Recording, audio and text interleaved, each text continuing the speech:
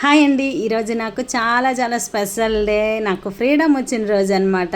ఏంటి ఫ్రీడమ్ వచ్చిన రోజు అనుకుంటున్నారు? అదేనండి మ్యారేజ్ డే. ఎందుకంటే నాకు పెళ్ళి కాకముందు మా నాన్న దగ్గర అస్సలు మాట్లాడడానికి కూడా ఛాన్స్ లేదు. ఏదైనా చెప్పాలంటే మీడియేటర్గా మా అమ్మకు పెట్టి మాట్లాడమే తప్ప మా నాన్నతో అంత సినిమా లేదనమాట.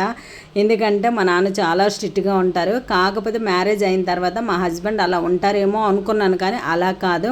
నాకు నచ్చినట్టుగా ఫ్రీగా ఉండమనే చెప్తారు. ఈ రోజుకి పెళ్ళి ఎన్ని సంవత్సరాలైనా నేను చాలా హ్యాపీగా ఫ్రీగానే ఉన్నానన్నమాట, నాకు నచ్చే విధంగానే.